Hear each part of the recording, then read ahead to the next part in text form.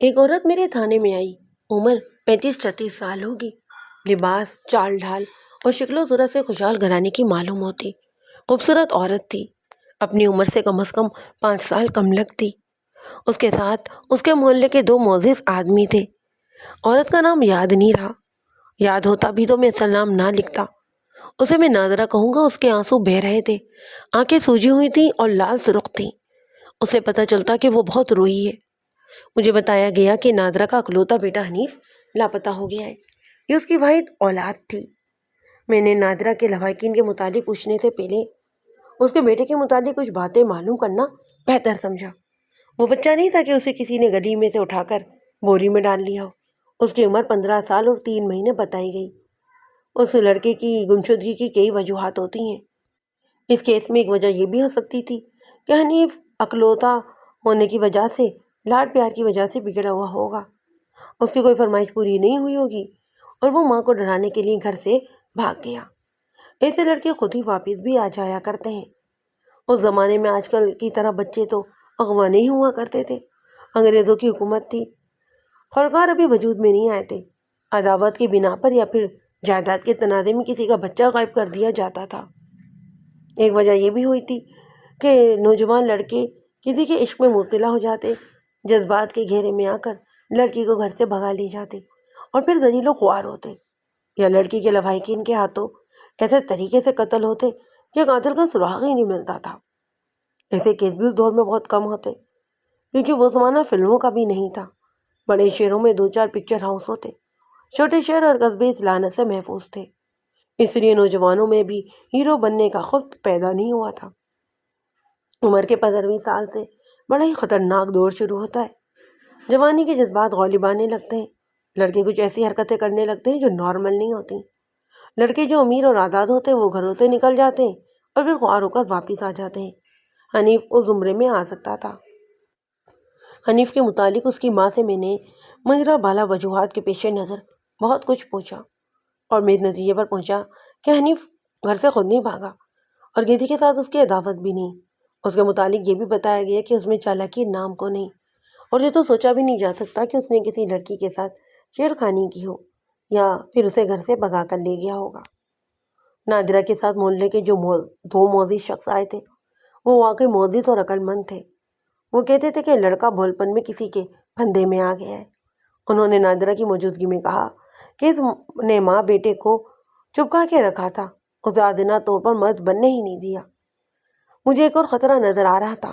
میں نے اپنی ایک کہانی میں آپ کو سنایا تھا کہ ہندوستان کے بعض راجے مہاراجے خوبصورت اور کم عمر لڑکوں کو رقص کی تربیت دلوا کر خاص تقریبوں اور ضیافتوں میں ان لڑکوں سے خاص قسم کا رقص کروایا کرتے۔ یہ رقص نیم مہیا ہو کے کیا جاتا۔ جن لڑکوں کی عمر زیادہ ہو جاتی ان کی جگہ نئے لڑکے لائے جاتے۔ یہ لڑکے خریدے جاتے تھے۔ بعض والدین اپنے بچے اچھے داموں میں فروخت کر دیتے، لیکن زیادہ تر لڑکوں کو ورغلا کر یا پھر اغوا کر کے ہی لے جاتے۔ حنیف کے متعلق بتایا گیا کہ بڑا ہی خوبصورت لڑکا ہے۔ اس کی جو فوٹو مجھے دکھائی گئی تھی وہ 5 سال پہلے کی تھی۔ اس سے اس کی خوبصورتی کا پتہ چلتا۔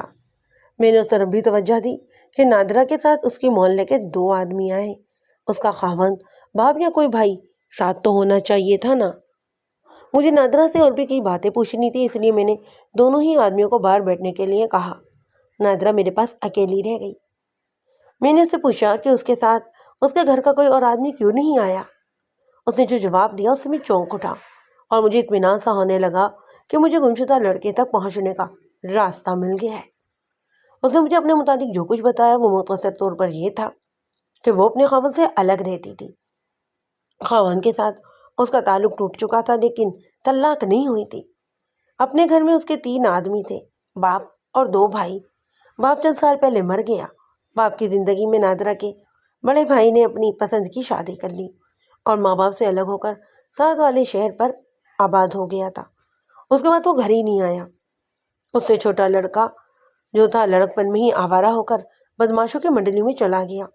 باپ نے اسے گھر سے نکال کر آگ کر دیا تھا۔ میرے سامنے 2 مشتبہ آدمی آ گئے۔ ایک تھا نادرہ کا خاوند جس سے وہ الگ ہو گئی تھی۔ اس کے خاوند نے اپنا بیٹا اس سے لینے کے لیے بیٹے کو ورغلا لیا ہوگا۔ دوسرا مشتبہ نادرہ کا وہ بھائی تھا جسے باپ نے جائیداد کے حصے سے محروم کر کے گھر سے نکال دیا۔ اس نے انتقاماً نادرہ کے بیٹے کو غائب کر دیا ہوگا۔ مجھے ضرورت محسوس ہوئی کہ نادرہ سے اس کے خاندانی حالت معلوم کروں۔ میں نے اس کے بیٹے کی گمشدگی کی رپورٹ درج نہ کی۔ مجھے امید تھی کہ لڑکا اس کے خاندان میں سے ہی مل جائے گا۔ میرے کہنے پر نادرہ نے جو بات سنائی وہ کچھ یوں تھی کہ 17-18 سال پہلے اس کی شادی اسی قصبے کے ایک محلے میں ہوئی تھی۔ اس کی ڈولی اڑ گئی۔ دوسرے دن نادرہ واپس آئی۔ 2 روز میں کے میرے کل سسرال آ گئی۔ 8 روز بعد پھر میں کے آ گئی۔ ان 10 دنوں میں ہی دونوں طرف کے والدین کی جو سیاست ہمارے معاشرے میں لازمی سمجھی جاتی ہے وہ سیاست عروج پر پہنچ گئی۔ اس سیاست نے گلجے کھلایا کہ اس کا خاوند جو اسی شہر میں رہتا تھا اس کے میکے گھر ہی نہ آیا۔ 3-4 دنوں بعد اس نے کسی عورت کی زبانی نادرہ کو پیغام بھیجا کہ وہ اسے لینے نہیں آئے گا، نادرہ خود ہی آ جائے۔ یہ پیغام نادرہ کی ماں نے سن لیا۔ ماں نے جواب دیا کہ جب تک لڑکا نہیں آئے گا نا تو نادرہ بھی نہیں جائے گی۔ نادرہ کا خیال تھا کہ اس کی ساس بہت ہی بری عورت ہے، اس نے بیٹے کو اپنے قبضے میں لے رکھا ہے اور وہ اسے آنے ہی نہیں دے رہی۔ نادرہ کا سسر خاموش طبیعت والا اور اتنا بھلا ماس تھا کہ بیوی کوئی بھی بات کرتی وہ کوئی فیصلہ کرنے کی جرت ہی نہیں کر سکتا تھا۔ ادھر نادرہ کی ماں بھی اپنا روب دھاپ رکھنے والی عورت تھی اور اس کا باپ تو تھا ہی ریٹائرڈ صوبے دار، انگریزوں کی فوج کے صوبے دار سراپا مارشل لا ہوتے ہیں۔ اس صوبے دار کو تو انگریزوں نے 2 مربع نہری اراضی بھی عطا کر رکھی تھی اور قصبے کے ساتھ بھی اس کی آبائی زمین تھی۔ اسے پتہ چلا کہ اس کے داماد نے یہ حکم بھیجا ہے کہ نادرہ خود آ جائے تو اس نے مارشل لا ریگولیشن جاری کر دیا کہ نادرہ کو اس کا خاوند لینے نہیں آئے گا تو نادرہ بھی نہیں جائے گی، وہ ساری عمر ماں باپ کے گھر بیٹھے گزار دے گی۔ نادرہ کے سسرال والوں نے بھی مورچے پکے کر لیے۔ نادرہ میں پہلے بچے کے اثر ظاہر ہونے لگے۔ اس نے اپنے ماں باپ سے چوری ایک عورت کی زبانی اپنے خاوند کو پیغام بھیجا کہ بڑوں کی سیاست میں پڑھ کر وہ اپنی ازواجی زندگی میں کانٹے نہ بکھیرے۔ ان بوڑھوں نے 8 سال بعد اپنی دنیا سے اٹھ جانا ہے، پیچھے ہمیں ہی رہنا ہے۔ تمہارے پہلے بچے کے آثار ظاہر ہو گئے، اس میں اپنی بے عزتی نہ سمجھو، آ جاؤ، میں تمہارے ساتھ چلی جاؤں گی۔ خاوند اکھڑ طبیعت کا جوان تھا اور ماں نے بھی اسے اپنے شیطانی اثر میں لے رکھا تھا۔ اس نے نادرہ کو جواب بھیجا کہ تمہارے باپ کی صوبیداری مجھ پر نہیں چلے گی، اسے کہو کہ وہ تمہیں میرے پاس چھوڑ کر جائے۔ نادرہ صوبیدار کی بیٹی تھی، خوشحال بلکہ امیر گھرانے کی لڑکی تھی، اس میں بھی صوبیداری رگ پھڑک اٹھی۔ اس نے اپنے خاوند کو پیغام بھیجا کہ طلاق دینا چاہو تو دے دو، پر میں اپنے باپ کی بے عزتی برداشت نہیں کروں گی۔ نادرہ میں غرور بھی تھا، بے شمار زرخیز اراضی اور باپ کی صوبیداری کا غرور نادرہ کے علاوہ چھوٹے بھائی میں بھی بہت زیادہ تھا۔ اسکول میں وہ اپنے استادوں کو بھی پلے نہیں باندھتا تھا۔ 10ویں جماعت تک تو وہ پہنچ ہی نہ سکا۔ باپ کو اس وقت ہوش آیا جب اسے یہ پتہ چلا کہ اس کا چھوٹا بیٹا بدماشوں کے ساتھ اٹھتا بیٹھتا ہے۔ خدا نے اس خاندان کو خوبصورتی بھی بہت دی تھی۔ یہ لڑکا بھی خوبصورت نوجوان نکلا اور عورتوں کا شکار کھیلنے لگ گیا۔ باپ نے اسے مارا پیٹا، لیکن وہ بدماشی کے اس مقام تک پہنچ گیا تھا جہاں سے واپسی ناممکن تھی۔ بدماشوں کے علاوہ وہ ایک خوبصورت اور بدنام عورت کے قبضے میں چلا گیا۔ اس لڑکے نے گھر سے کئی بار پیسے چرائے اور 4 دکانیں جو انہوں نے کرائے پر دے رکھی تھیں، کبھی کبھی ان میں سے 1-2 کا کرایہ وصول کر کے جوا کھیلتا اور شراب پیتا۔ اس کی عمر 19-20 سال ہو گئی تو باپ نے اس کا علاج یہ سوچا کہ اس کی شادی کر دی جائے۔ باپ جب اس کے رشتے کے لیے نکلا تو اسے توقع تھی کہ لڑکیوں والے اس کا شکریہ ادا کر کے اسے رشتہ دے دیں گے، مگر پہلے ہی گھر سے اسے جواب یہ ملا کہ انہوں نے اپنی بیٹی کسی بدماش کو دینے کے لیے نہیں پالی۔ 2 اور گھروں سے بھی کوڑا انکار ہوا۔ باپ کا دل اس قدر برا ہوا کہ اس نے بیٹے کو گھر سے نکال کر اسے جائیداد سے ہی آگ کر دیا۔ بیٹا تو گھر سے نکلا ہی ہوا تھا، 3-3 4-4 دن پہلے ہی گھر سے غائب رہتا تھا۔ اس سے بڑے بیٹے نے نادرہ کی شادی سے پہلے اپنی ذات سے کم درجے کی ذات کی ایک لڑکی کے ساتھ شادی کر لی۔ باپ نے اسے اپنی بیوی کے ساتھ گھر میں داخل ہونے سے سختی سے منع کر دیا۔ بیٹے نے جائیداد سے اپنا حصہ مانگا تو باپ نے اسے کچھ رقم دے کر چلتا کیا۔ وہ اپنی بیوی کو ساتھ لے کر 50 میل دور شہر میں چلا گیا، پھر وہ کبھی نظر ہی نہیں آیا۔ نادرہ کی ماں اپنے دونوں بیٹوں کے غم میں گھلنے لگی اور کچھ عرصہ بیمار رہ کر مر گئی۔ نادرہ کو سسرال لے جانے کے لیے کوئی آیا ہی نہیں اور نہ ہی وہ پھر خود گئی۔ باپ نے اس کے سر پر ہاتھ رکھ لیا۔ نادرہ نے اس بیٹے کو جنم دیا جو 15 سال کی عمر میں لاپتہ ہو گیا تھا۔ نادرہ نے ماں کے مرنے کے بعد اپنی زندگی اپنے باپ کی خدمت اور بچے کی پرورش کے لیے ہی وقف کر دی۔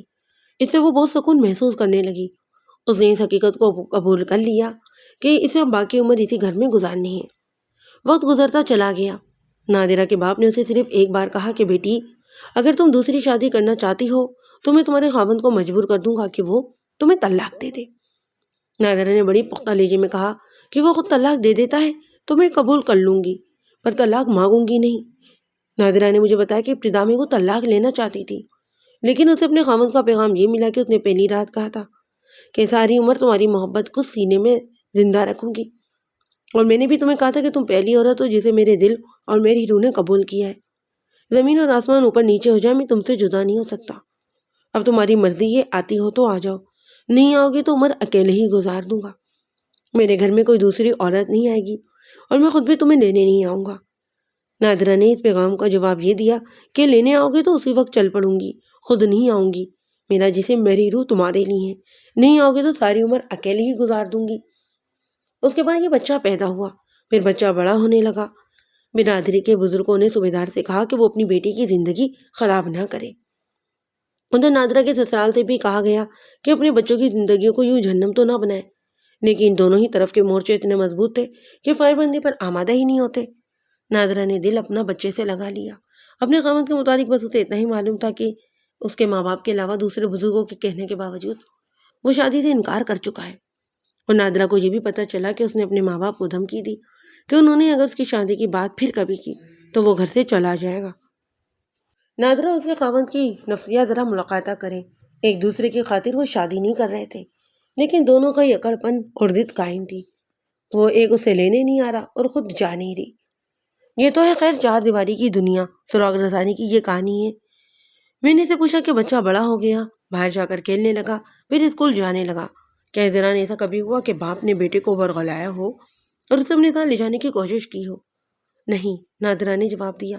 بچہ برا سمجھنے کے قابل ہو گیا تو میں نے اسے باپ کے متعلق بتا دیا اور اسے ساری بات بھی سنا دی۔ میں نے اسے یہ بھی کہا تھا کہ باپ اگر باہر تمہارے ساتھ بات کرے تو تمیز سے بات کرنا، لیکن اس کے ساتھ اس کے گھر نہیں جانا۔ میرے دل میں غصہ بھی تو بہت تھا، لیکن میں نے اپنے بیٹے کے دل میں اس کے باپ کے خلاف نفرت پیدا نہیں کی۔ بیٹے کا رویہ اور رد عمل کیا تھا؟ میری بات سن کر کہنے لگا کہ مجھے لڑکوں نے بتایا تھا کہ وہ شخص تمہارا باپ ہے۔ نادرہ نے جواب دیا۔ میرے بیٹے نے کہا کہ امی جان، مجھے پہلے ہی معلوم ہے کہ وہ میرا باپ ہے، اور جو بات آپ نے سنائی ہے وہ مجھے تھوڑی تھوڑی لڑکوں سے بھی معلوم ہو گئی تھی، بس میں آپ سے پوچھتے ہوئے ڈرتا تھا۔ مجھے یہ آدمی اچھا نہیں لگتا، اگر وہ اچھا ہے تو آپ کو اور مجھے اپنے گھر کیوں نہیں لے جاتا؟ میں نے بیٹے سے کہا کہ ایسے تو نہ کہو کہ وہ تمہیں اچھا نہیں لگتا، لیکن اس کے ساتھ تمہارا کوئی تعلق نہیں ہونا چاہیے۔ مجھے نادرہ کی ازواجی زندگی کے ساتھ کوئی ایسی دلچسپی نہیں تھی، میں تو صرف یہ معلوم کرنے کی کوشش کر رہا تھا کہ لڑکے کی گمشدگی میں باپ کا تو ہاتھ نہیں۔ اگر ایسا ہے تو میں رپورٹ لکھے بغیر نادرہ کے خاوند سے لڑکا لے لوں اور انہیں کہوں کہ پولیس کچہری کے چکر سے بچیں۔ لیکن نادرہ نے میرے ایک سوال کے جواب میں پوری کہانی سنا ڈالی۔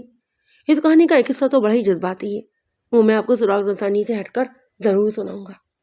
باپ نے اپنے بیٹے کے ساتھ کبھی بات ہی نہیں کی تھی، نادرہ نے کہا۔ ایک روز میرے بیٹے نے گھر آ کر مجھے سنایا کہ اس نے ایک لڑکے کو مارا پیٹا تو ایک اور لڑکا میرے بیٹے پر ٹوٹ پڑا۔ دونوں ہی لڑکوں نے میرے بیٹے کو مارنا پیٹنا شروع کر دیا۔ لڑکے کے باپ نے دیکھ لیا، وہ دوڑا ہوا آیا اور اس نے دونوں لڑکوں کی پٹائی کر دی۔ ان دونوں کے باپ اور بھائی وغیرہ بھی آ گئے، لیکن لڑائی جھگڑا ہوتے ہوتے رہ گیا۔ کسی نے میرے خاوند کو تنزیہ کہا کہ تمہارا اس لڑکے کے ساتھ تعلق ہی کیا ہے؟ میرے خاوند نے گرج کر کہا، کسی نے اگر میرے لڑکے یعنی کہ میرے بیٹے کو میری آنکھ سے بھی دیکھا نا تو میں آنکھیں نکال دوں گا۔ آدمی روب اور جرت والا ہے۔ اس کی گرن گرج سن کر سبھی چپ ہو گئے۔ میرے بیٹے کے ساتھ اس نے پھر بھی کوئی بات ہی نہ کی۔ ابھی 1.5 سال پہلے کا ذکر ہے، میرے بیٹے کو پیٹ میں کچھ تکلیف ہو گئی۔ میرے ابا جان فوت ہو چکے تھے۔ میں ہندو ڈاکٹر کو گھر لائی، اس نے دوائیاں دیں، لیکن 3 دن تک آرام ہی نہ آیا۔ پھر میں اسپتال کے ڈاکٹر کو لائی، اس کا علاج بھی بیکار جانے لگا۔ ایک روز ایک آدمی میرے گھر آیا، کہنے لگا کہ میں حکیم ہوں، سنا ہے کہ تمہارے بیٹے کو کوئی ایسی بیماری ہے جو ڈاکٹروں کے ہاتھ نہیں آتی، میں بچے کے علاج کے لیے آیا ہوں۔ مجھے تو بچے کی بیماری نے پریشان کر رکھا تھا۔ میں نے یہ نہ سوچا کہ یہ حکیم اتنا نیک ہے، اپنے آپ ہی آ گیا۔ میں نے اسے کہا کہ وہ دوائی دے جو اس نے میرے بیٹے کی نبض دیکھی، پیٹ دبا کر دیکھا، کچھ پوچھا اور چلا گیا۔ وہ دوائیاں لے آیا جو اس نے اپنے ہاتھ سے دیں۔ میں نے اسے پیسے پوچھے تو کہنے لگا کہ پہلے بچہ تو ٹھیک ہو لے۔ بچے کو دوسرے دن ہی افاقہ ہو گیا حکیم آیا اور دوائی دے کر پھر چلا گیا۔ تیسرے دن میرا بیٹا بالکل ٹھیک ہو گیا۔ شام کو حکیم آیا تو اس نے کہا کہ اب دوائی کی ضرورت نہیں۔ اس نے پرہیزی غذا بتا کر کہا کہ 2 روز یہ کھلاؤ، پھر جو جی میں آئے کھلاتی رہو۔ میں نے حکیم سے کہا کہ وہ پیسے بتائے۔ اس نے مسکرا کر کہا کہ ضروری نہیں، ہر مریض سے پیسے ہی لیے جائیں۔ میں پیسوں کی خاطر نہیں آیا، مجھے غصہ آ گیا جو میں نے اس لیے دبا لیا کہ اس شخص نے مجھ پر بہت بڑا احسان کیا تھا۔ غصے کی وجہ کیا تھی؟ میں نے پوچھا اور اسے کہا معلوم ہوتا ہے کہ تم میں غرور اور جھوٹا وقار بہت زیادہ ہے۔ اس نے غصے کی وجہ یہ بتائی کہ اس واقعے سے 2 سال پہلے جب اس کی عمر 30 سال سے اوپر ہو چکی تھی، اس کا باپ مر گیا۔ یہ میں آپ کو بتا ہی چکا ہوں کہ اس کا ایک بھائی اپنی پسند کی شادی کر کے ہمیشہ کے لیے جا چکا تھا اور دوسرا بھائی گنڈوں بدماشوں کی دنیا میں گم تھا۔ 11-12 سال گزر گئے، باپ نے اپنی تمام ہی جائیداد نادرہ کے نام اپنی زندگی میں کر دی، اور یہ جائیداد کوئی معمولی نہیں تھی۔ نادرہ جاگیردارنی اور بہت بڑی چودرانی بن گئی۔ خوبصورت تو وہ تھی اور جوان بھی۔ اسے دیہات کے شہزادوں اور نوابوں کے پیغام ملنے لگے کہ وہ خاوند سے طلاق لے لے اور ان سے شادی کر لے۔ نادرہ نے ہر ایک کو نہ صرف انکار کیا بلکہ انہیں توہین آمیز الفاظ میں دھتکار بھی دیا۔ حکیم نے جب اسے یہ کہا کہ ضروری تو نہیں کہ ہر مریض سے پیسے ہی لیے جائیں تو نادرہ کچھ اور سمجھی۔ حکیم بڑا ہی اچھا لباس پہنے ہوئے تھا، ڈیل ڈول سے باروں پر پرکشش لگتا۔ نادرہ کو خیال آیا کہ یہ اسے حکیم تنہا، خوبصورت اور اسے مجبور عورت سمجھ کر اس کے بیٹے کا علاج کرنے آیا تھا، اور یہ اب اپنی پسند کا انعام مانگتا ہے۔ نادرہ نے اسے ایک بار کہا کہ وہ پیسوں کی صورت میں دوائیوں کی قیمت ادا کرے گی اور دگنی قیمت دے گی۔ حکیم نے مسکراتے ہوئے کہا کہ تم پیسوں کو ہی کیوں دولت سمجھتی ہو؟ ہم انسانوں کے پیار کو خزانہ سمجھتے ہیں۔ نادرہ نے اسے دھتکارا نہیں اور اس نے غصہ بھی دبائے رکھا، لیکن اس کے لہجے سے حکیم جان گیا کہ یہ عورت اسے کیا سمجھ رہی ہے۔ نادرہ نے اسے کہا میں بڑے نامی گرامی جاگیرداروں کو ٹھکرا چکی ہوں جو 20-20 گاؤں کے مالک ہیں۔ آپ مجھ سے پیسے لے لیں، میری عزت اتنی سستی نہیں، اور آپ اپنی عزت کا بھی خیال رکھیں۔ نادرہ نے مجھے بتایا کہ حکیم کی مسکراہٹ غائب ہو گئی اور اس نے کہا چودرانی ہوش میں آ، اس زمین پر اور اپنے حسن اور جوانی پر اتنا مان نہ کر۔ زمین اللہ کی ہے اور حسن جوانی قبروں کے کیڑوں کی خوراک۔ میں نے تجھ سے کچھ نہیں مانگا، مجھے پیسے مل گئے۔ میں فرشتہ نہیں کہ تیرے بیٹے کا علاج کرنے ویسے ہی چلا آیا۔ تیرا خاوند آیا تھا میرے پاس، اسی نے کہا تھا کہ میری بیوی کے پاس جاؤ، اس کا بیٹا بیمار ہے اور ڈاکٹروں کی دوائیاں فیل ہو گئی ہیں۔ میں نے اسے پوچھا کہ وہ خود کیوں نہیں اپنی بیوی کے پاس جاتا۔ اس نے مجھے وجہ بتا دی۔ میں اس شخص پر حیران ہوا کہ 12 برسوں کی علیحدگی کے باوجود اس کے دل میں اپنی بیوی اور بچے کی اتنی محبت ہے۔ حکیم جانے کے لیے اٹھا اور بولا غرور نہ کر چودرانی، خاوند کے بغیر عورت کی کوئی زندگی نہیں اور نہ کوئی ذات۔ دیکھ تیری کیا حالت ہو گئی ہے، کوئی غیر مرد تیری ساتھ ہمدردی کی بات کرتا ہے تو تیرے دماغ میں یہ وہم آ جاتا ہے کہ وہ تم پر مرتا ہے اور تیری چاہت رکھتا ہے۔ ایک نہ ایک دن خدا تجھے ایسا جھٹکا ضرور دے گا کہ تو دوڑی دوڑی اپنے خاوند کے پاس جائے گی اور اسے کہے گی کہ میری ساری جائیداد لے لو اور مجھے اپنی پناہ میں لے لو۔ نادرہ نے یہ بات مجھے سناتے ہوئے کہا حکیم تو چلا گیا اور میں رونے بیٹھ گئی۔ میں بہت روئی اور ایک ہی بات دل میں آتی کہ اپنے خاوند کو پیغام بھیجوں کہ میرے گھر میں آ جاؤ، ہم یہیں رہیں گے، مگر وہ بڑا ہی اکھڑ آدمی ہے، مجھے معلوم تھا کہ نہیں آئے گا۔ میرے دماغ میں بھی غرور کا کیڑا ہلنے جلنے لگا۔ میں نے اپنے آپ سے کہا کہ جہاں 12 سال گزر گئے اب وہاں باقی عمر بھی گزر ہی جائے گی۔ میں اپنے باپ کی قبر کی بے عزتی نہیں ہونے دوں گی۔ اپنے جھوٹے وقار اور اپنے باپ کی قبر کی مٹی کو بے عزتی سے بچانے کے لیے نادرہ اتنے بڑے امتحان سے گزرنے لگی۔ میں نے نادرہ سے یہ پوچھا کہ اس کے خاوند نے کبھی اس کے بیٹے کو ورغلانے اور اسے گھر لے جانے کی کوشش کی؟ نادرہ نے جواب میں اور بھی لمبی بات سنائی۔ اسے میں نے رائے کام یہ کی کہ باپ کے دل میں اپنے بیٹے کی بہت زیادہ محبت تھی۔ آپ کو جو 2 واقعات سنائے ان سے ہی اس سے محبت کا ثبوت ملتا ہے۔ نادرہ نے یہ بھی بتایا کہ اسے پتہ چلا ہے کہ اس کا بیٹا باہر میدان میں کھیل رہا ہوتا ہے تو باپ دور کھڑا اسے دیکھتا رہتا۔ اس شخص کو میں کسی حد تک مشتبہ سمجھنے لگا۔ دوسرا مشتبہ نادرہ کا بدماش بھائی تھا۔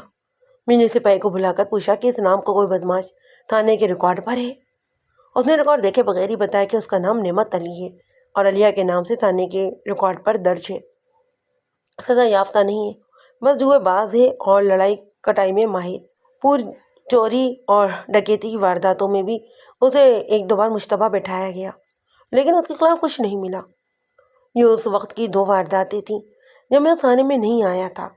سپاہی نے بتایا کہ اس قصبے میں یا تھانے کے علاقے میں کچھ دنوں کے لیے آتا ہے، زیادہ تر وہ ساتھ والے کے علاقے میں ہی رہتا ہے۔ اس علاقے کے 2 ڈکیت بھی بہت مشہور تھے۔ میں نے سائی سے کہا کہ وہ علیہ بدماش کو ڈھونڈ کر تھانے لے آئے، خواہ دوسرے تھانے کے علاقے سے ہی کیوں نہ لانا پڑے۔ پھر میں نے کہا یہ بتاؤ نادرہ کہ باپ نے اپنی تمام جائیداد جب تمہارے نام کر دی تو بھائی نے یا پھر تمہارے دوسرے بھائی نے تمہیں کہا تھا کہ جائیداد کا حصہ دو؟ وہ تو اپنے باپ کی وفات پر بھی نہیں آئے تھے۔ اس نے جواب دیا، مجھے توقع تھی کہ میرے بھائی آئیں گے اور میرے سر پر بھی ہاتھ رکھ لیں گے اور میں انہیں جائیداد میں سے کچھ نہ کچھ حصہ ضرور دوں گی۔ تمہارا بھائی نعمت علی تمہیں کبھی نظر آیا؟ ان 12-13 برسوں میں 3-4 دفعہ دیکھا، اس نے جواب دیا۔ ہر بار مجھے دیکھ کر وہ میرے پاس آ گیا اور بڑی سنجیدگی سے گھر کا حال احوال پوچھا اور چلا گیا۔ 2 مرتبہ میرا بیٹا بھی میرے ساتھ تھا۔ آخری مرتبہ وہ ابو کی وفات کے 6-7 ماہ بعد ملا۔ اس نے میرے بیٹے کے سر پر ہاتھ پھیرا تو میں اسے دیکھ کر رو پڑی کیونکہ ابو وفات ہو چکے تھے۔ اس نے کہا اللہ مالک ہے نادرہ، اتنا غم نہ کر، بیٹے کا خیال رکھا کر۔ میں اسے کہنا چاہتی تھی کہ نعمت بدماشی سے توبہ کرو اور گھر آ جاؤ، میں اکیلی رہ گئی ہوں، لیکن میرا دل اتنا بھرا ہے کہ زبان سے ایک لفظ ہی نہ نکلا۔ اس کے باوجود کہ نادرہ نے اپنے اس بھائی کے خلاف کوئی بات نہیں کی تھی، میں اسے مشتبہ ہی سمجھتا۔ نادرہ نے جب یہ کہا کہ اس نے اپنے بھائی سے کہا تھا کہ وہ گھر میں اکیلی ہے آ جاؤ، تو مجھے خیال آیا کہ اس عورت کی 2 مربع اراضی نہری علاقے میں اور کچھ قصبے کے ساتھ ہیں اور دکانیں بھی کرائے پر چڑھی ہوئی ہیں۔ یہ اکیلی عورت سارے انتظامات کس طرح سنبھالتی ہے؟ میں نے اسے پوچھنے کی وجہ یہ تھی کہ اس کے مراضی بھی ہوں گے اور اس نے کوئی زمین بٹائی پر دی ہوئی ہوگی۔ ہو سکتا ہے کہ اسی نے کسی مزارے کو بے دخل کروا دیا ہو یا کسی سے بٹائی کی زمین واپس لے لی ہو۔ ایسے موقع پر بعض مراضی یا بٹائی پر کاشتکاری کرنے والے مرنے مارنے پر اتر آتے ہیں۔ انتقام کا طریقہ یہ بھی ہو سکتا تھا کہ کسی نے اس کے اکلوتے بیٹے کو اغوا کر لیا ہو یا کسی کو اس نے کرائے کی دکان سے زبردستی بے دخل کیا ہو، اس نے بچے کو غائبانہ غائب کر دیا ہو۔ میرے دور پار کے رشتہ داروں میں ایک آدمی ہے جو زمینوں کی دیکھ بھال کرتا ہے، نادرہ نے جواب دیا۔ نہری علاقے میں اس کی بھی زمین ہے۔ میری زمین کے سارے کام اس نے اپنے ذمے لے رکھے ہیں۔ کیا تم نے اس کی کسی مزارے کو بے دخل کیا ہے؟ میں نے پوچھا، یا زمین کے متعلق پانی لگانے پر کبھی کسی کے ساتھ جھگڑا ہوا ہے؟ اس نے شاید کہا ہو، نادرہ نے جواب دیا۔ میں نے اس کے کاموں میں کبھی دخل نہیں دیا۔ یہ ایک اور آدمی تھا جو میرے سامنے آ گیا۔ میں ہر شخص کو ہی پولیس کی نظروں سے دیکھ رہا تھا۔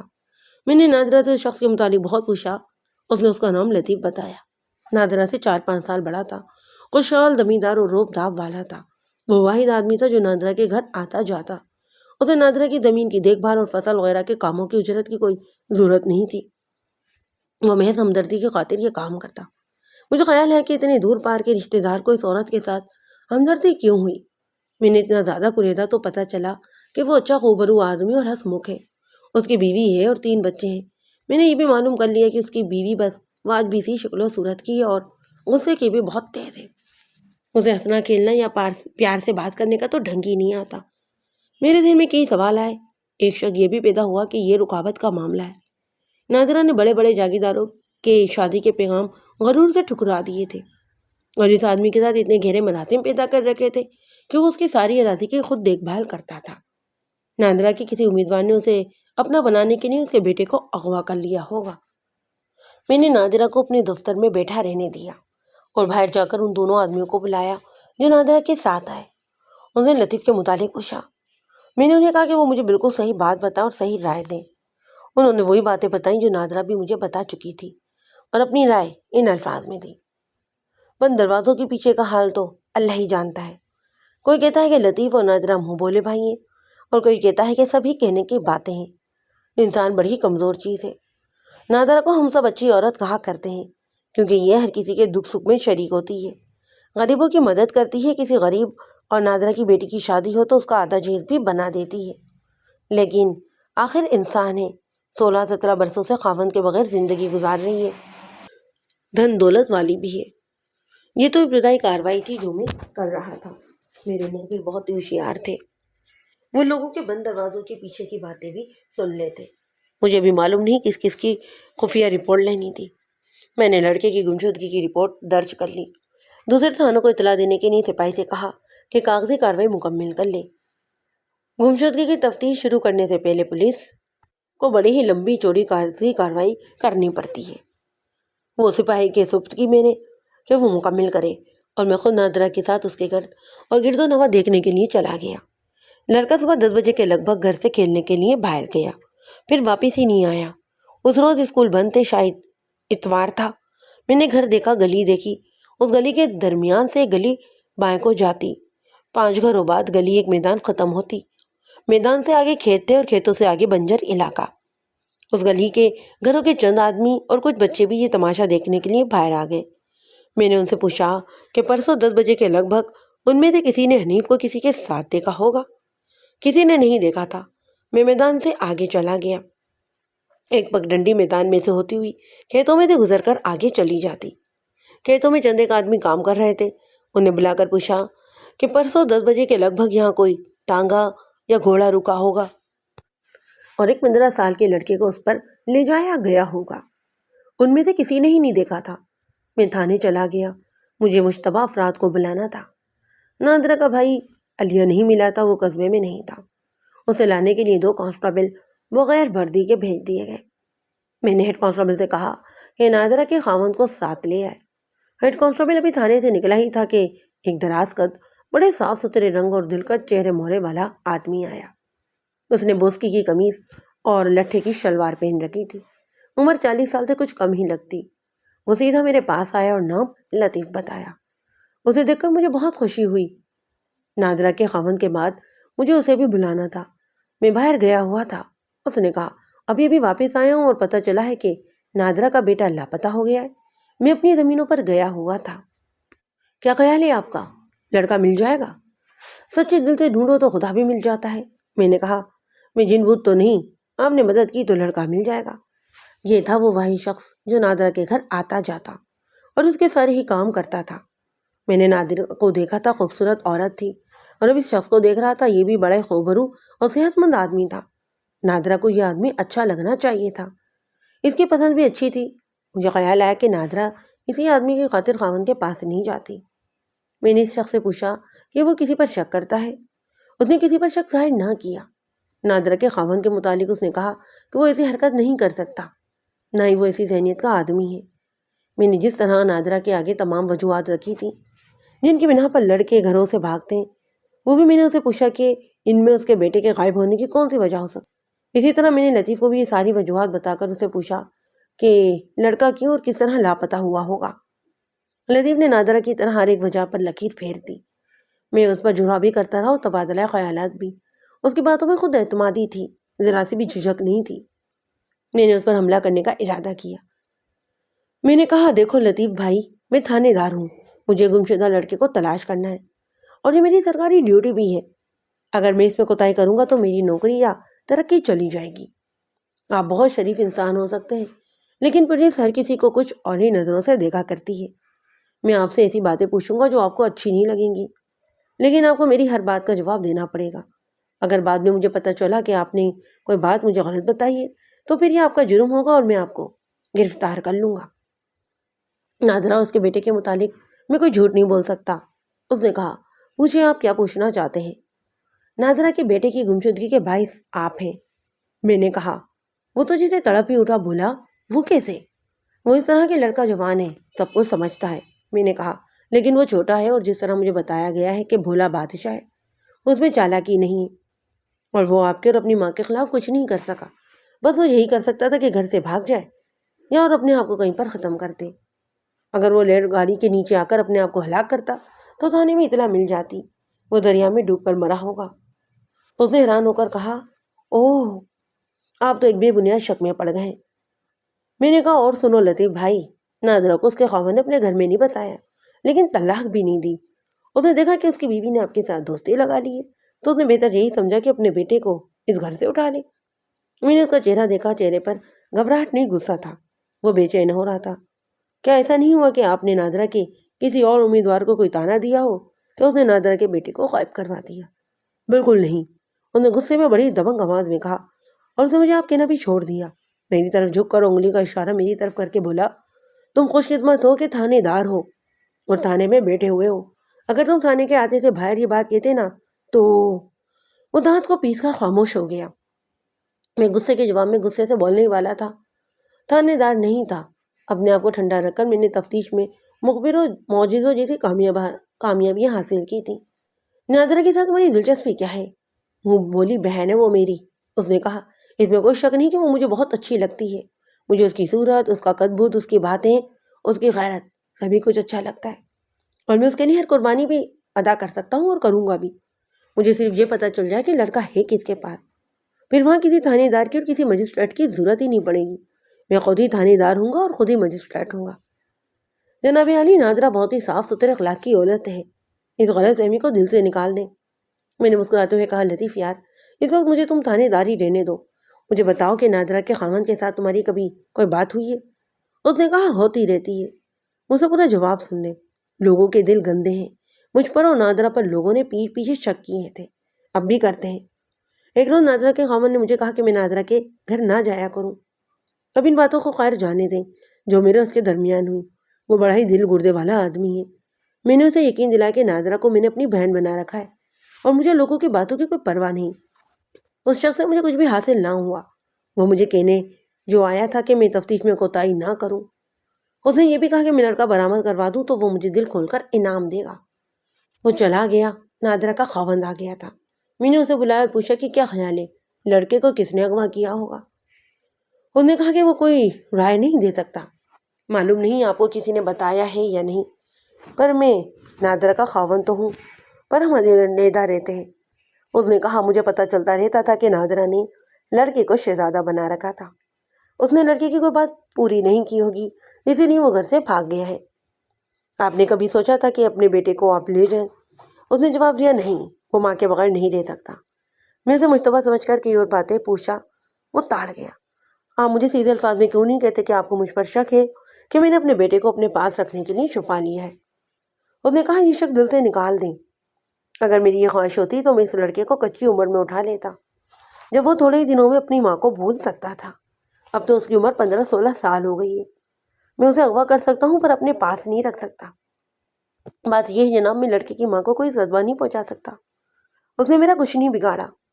اس کے باپ کے مرنے کے بعد میرے دل میں بھی آئی کہ میں اس کے پاس چلا جاؤں یا اسے لے کر آ جاؤں، کیونکہ وہ اکیلی تھی. لیکن اس خیال سے چپ رہا کہ وہ کہے گی کہ میرے دل میں اس کی زمین و جائیداد کا لالچ ہے.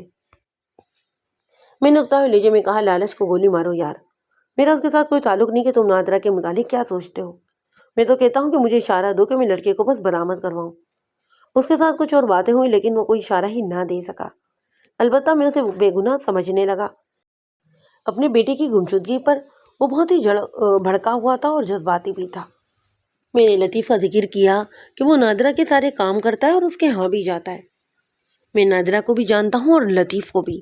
اس نے کہا، پر آپ مجھے نہیں جانتے. اگر مجھے ذرا سی بھی خرابی نظر آتی تو میں اس وقت 2 قتل کے جرم میں پھانسی چڑھ چکا ہوتا. بعض لوگوں کے اندر سے اپنے مطلب کی بات نکلوانے کے لیے گپ شپ کا انداز اختیار کرنا ہی پڑتا ہے. میں نے اس کے ساتھ اس کے ازواجی زندگی کے متعلق باتیں شروع کی. میں سمجھ ہی نہیں سکا کہ نادرہ کو تم اپنے گھر کیوں نہیں لے جاتے اور تم نے دوسری شادی بھی نہیں کی. میں نے اسے کہا، یہ تو دماغی خرابی والی بات نظر آتی ہے. اتنی خوبصورت عورت کو تم نے کیوں چھوڑ رکھا ہے؟ اس نے آہ بھری اور سر جھکا لیا. سر اٹھا کر اس نے میری طرف دیکھا اور بولا، دماغی خرابی ہی کہہ لیں، لیکن بات کچھ اور ہے. میں انتقام لے رہا ہوں. نادرہ سے؟ اس نے کہا، نہیں، اپنی ماں سے. میرا باپ نادرہ کے باپ سے 4 سال پہلے مر گیا. اسے میری ماں اپنا نوکر سمجھتی، فیصلے اپنے چلاتی. میں اس وقت کچے ذہن کا نوجوان تھا جب میری شادی ہوئی. پہلے ہی دن میری ماں نے میرے دماغ میں یہ بات ڈال دی کہ بیوی کو پاؤں کی جوتی سمجھا جائے، حالانکہ اس نے اپنے خاوند کو پاؤں کی جوتی بنا رکھا تھا. وہ میری ماں تھی. میں نے اس کا اثر قبول کیا. نادرہ اپنے گھر گئی اور واپس آ گئی. میری ماں نے میرے کانوں میں اس کے خلاف باتیں ڈالنی شروع کر دیں. ایک طرف میری جوانی کے جذبات تھے تو دوسری طرف ماں کا پیار اور احترام. میں نے 5-7 دنوں میں ہی تنگ آ گیا. وہ سمجھ میں ہی نہیں آتی تھی. نادرہ کو میری ماں نے بہت تنگ کیا. دودھ مکھن گھر میں کیا کمی تھی. میری ماں نے اسے کبھی دودھ کا ایک قطرہ بھی منہ میں نہیں ڈالنے دیا. نادرہ مجھے کہہ کر 4-5 دن کے لیے میکے جاؤں گی چلی گئی. میں نے ایک روز ماں سے کہا کہ میں نادرہ کو لینے جا رہا ہوں. ماں نے مجھے کچھ ایسی باتیں کہیں کہ میں چکرا گیا. یہ تو مجھے بعد میں پتہ چلا تھا کہ میری ماں نے میری طرف سے نادرہ کو یہ پیغام بھیجا کہ آنا ہے تو خود آ جاؤ، میں تو نہیں جاؤں گا. ادھر سے نادرہ کا جواب آیا تو میں گھر پر نہیں تھا. ماں نے مجھے بتایا کہ نادرہ نے یہ پیغام بھیجا ہے کہ میں غیرت مند باپ کی بیٹی ہوں، اپنے گھر میں بوڑھی ہو کر مر جاؤں گی، تم جیسے 72 دلوں کے گھر نہیں آؤں گی. اس نے اس قسم کی تھوڑی سی باتیں بتائیں جس سے ثابت یہ ہوتا کہ اس کی ماں کی شیطانی سیاست بڑا اچھی طرح سے کام کر رہی تھی۔ نادرہ کے خاوند نے اپنی ماں کا سر قبول کیا اور اسے بہت دیر بعد ہوش آیا۔ اس وقت تک نادر، اس کی ماں اور اس کا صوبیدار باپ اس مسئلے کو اپنی غیرت اور اپنے وقار کا مسئلہ بنا چکے تھے۔ اس کے جواب میں نادرہ کے خاوند نے بھی اپنی ازواجی زندگی کو اپنے وقار پر قربان کر دیا، لیکن نادرہ کو اس نے اپنے دل سے نہیں اتارا۔ نادرہ کی ساس نے جب یہ دیکھا کہ بہو تو ہاتھ سے نکل گئی ہے تو وہ پریشان ہونے لگی۔ پھر نادرہ نے ایک بیٹے کو جنم دیا تو ساس کے دل کو تکلیف ہونے لگی۔ نادرہ کا باپ اثر و رسوخ اور روب والا آدمی تھا، اس لیے لوگ اس کی بات کا اثر زیادہ قبول کرتے۔ لوگوں نے نادرہ کی ساس کو مجرم قرار دے دیا۔ اس کے ساتھ ہی ساس کے دل میں پوتے کی محبت بھی تڑپنے لگی۔ ماں نے مجھے کہنا شروع کر دیا کہ نادرہ کو لے کر آؤ۔ نادرہ کے خاوند نے مجھے سنایا۔ 3 سال 3.5 سال گزر چکے تھے۔ میں نے اپنا وقار سامنے رکھ لیا۔ آہستہ آہستہ مجھے پتہ چلا کہ میرے ماں کے دل کو بہت تکلیف ہو رہی ہے کہ اس نے اپنے بیٹے کا گھر آباد نہیں ہونے دیا۔ میرے دل کے اندر اتنا غصہ بھرا ہوا تھا کہ میں نے اپنی ماں کو سزا دینے کی ٹھان لی۔ میں نے کہا کہ میں اب نادرہ کو نہیں لاؤں گا۔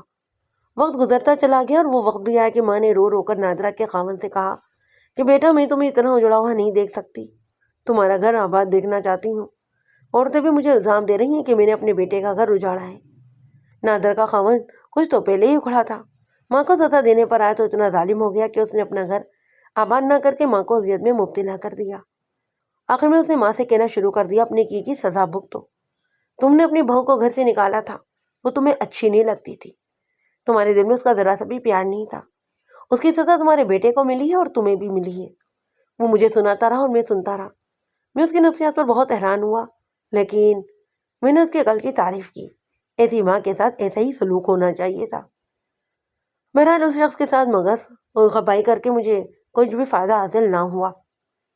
لڑکے کا کوئی ذرا سا بھی سراغ نہ ملا، لیکن مجھے یقین ہونے لگا کہ لڑکے کو عداوت کی بنا پر ہی اغوا کیا گیا ہے۔ اس قسم کے اغوا میں قتل کا بھی خطرہ ہوتا ہے۔ چنانچہ مجھے بڑی تیزی سے حرکت کرنی تھی۔ وہ رات گزر گئی۔ دوسرے دن گمشدہ لڑکے کے گہرے دوستوں کو بلایا۔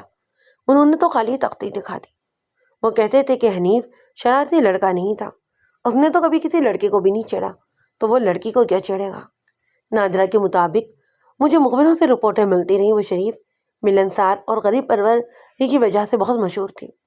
اکثر لوگ کہتے تھے کہ لطیف کے ساتھ اس کے تعلقات صاف ستھرے نہیں ہو سکتے۔ نادرہ کے خاوند کے متعلق بھی مخبروں نے بہت کچھ بتایا، لیکن ان تمام رپورٹوں میں گمشدہ لڑکے کا سراغ کہیں نہیں ملا۔ ایک رپورٹ یہ بھی تھی کہ لطیف کی بیوی اس سے ناراض اور شاکی رہتی ہے، کیونکہ لطیف کی دوستیاں اور دلچسپیاں نادرہ کے ساتھ تھیں۔ میاں بیوی میں جھگڑا بھی ہو جاتا اور 3-4 مرتبہ لطیف کی بیوی روٹ کر اپنے میکے بھی چلی گئی۔ لطیف کی بیوی کے 2 بھائی تھے، ان کی لطیف کے ساتھ تو میں ہوئی۔ یہ بھی پتہ چلا کہ لطیف کی بیوی اور نادرہ کی بھی لڑائی ہوئی تھی۔ یہ کسی کے گھر کے شادی کے اجتماع میں مرقع ہوا۔ نادرہ نے لطیف کی بیوی کی بہت بے عزتی کی تھی۔ نادرہ نے یہاں تک کہہ دیا تھا کہ تم تو نٹنی ہو، تم اتنے اچھے خاوند کے قابل ہی کہاں تھی۔ یہ لڑائی بہت سی سخت تھی۔ دوسرے دن لطیف نے اپنی بیوی کو طلاق کی دھمکی دے دی۔ اس پر لطیف کی بیویوں کے بھائیوں کے ساتھ لطیف کے دور پار تک رشتہ داروں کی ترش کلامی ہوئی۔ یہ 1 ہی مہینہ پہلے کی بات تھی جس کا میں نے آپ کو واقعہ سنایا ہے۔ مجھے غصہ اس بات پر آ رہا تھا کہ گمشدہ لڑکے کے متعلق مجھے ذرا سی بھی بات نہیں بتائی جا رہی تھی۔ معلوم یوں ہوتا تھا جیسے لڑکے کو جن بھوت اٹھا کر لے گئے ہوں۔ میں نے نادرہ کے بدماش بھائی نعمت علی عرف علیہ بدماش کو تھانے لانے کے لیے آدمی بھیجے تھے، لیکن اس کا بھی کوئی سراغ ہی نہیں مل رہا تھا۔ پھر سے میرا شک یہ پختہ ہو گیا کہ حنیف کو علیہ بدماش نے غائب کیا ہے اور اغوا کرنے کی وجہ جائیداد ہے۔ بے شک حنیف اس کا بھانجا تھا، اور یہ بھی کہ نادرہ نے اپنے بھائی کو جائیداد میں سے حصہ بھی پیش کیا تھا جو اس نے لینے سے انکار کر دیا۔ لیکن کسی انسان کے متعلق یقین سے کچھ نہیں کہا جا سکتا کہ اس کے سینے میں کیا پوشیدہ ہے۔ ایک دن اور گزر گیا، نادرہ آ گئی۔ میں کسی اور کیس میں مصروف تھا۔ 3-4 دنوں میں اس کا رنگ پیلا پڑ گیا تھا، آنکھیں سوجی ہوئی تھیں اور اس کے نیچے سیاہ ہلکے پڑ گئے۔ اس کی چال بوڑھی عورتوں کی طرح ہو گئی۔ اسے دیکھ کر مجھے بہت افسوس ہوا۔ اس نے آتے ہی پوچھا کہ کوئی سراغ ملا ہے۔ میں نے اسے جھوٹی تسلیاں دیں۔ میں سوچنے لگا کہ اگر اس کا بیٹا قتل ہو گیا تو کیا یہ عورت زندہ رہ سکے گی؟ میں نے بہت منتیں مانی ہیں، اس نے کہا۔ ایک نجومی نے بتایا ہے کہ لڑکا مل جائے گا، میرا بیٹا آ جائے گا تو اسے اجمیر شریف لے جا کر اس کے ہاتھوں وہاں پر ریشمی چادر چڑھواؤں گی۔ اس نے بتایا کہ کیا کیا منتیں مانی ہیں، میں سنتا رہا، اور اسے کہا کہ بات عامل اور پیل کار علم کے ذریعے گمشدہ یا انسان کا پتہ چلا لیتے ہیں کہ کہاں ہیں، وہ بھی کسی ایسے استاد کے پاس جائے۔ کل ہمارے محلے کی مسجد کے مولوی صاحب خود ہی میرے گھر آ گئے۔ نادرن نے مجھے بتایا وہ کتاب نکال کر بتا دیتے ہیں کہ چوری کس نے کی ہے اور مال کہاں پر ہے۔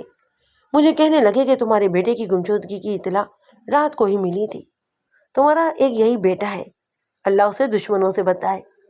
میں نے رات کو کتاب نکالی تو کچھ اور ہی معاملہ نکلا، اسی لیے چلا آیا ہوں۔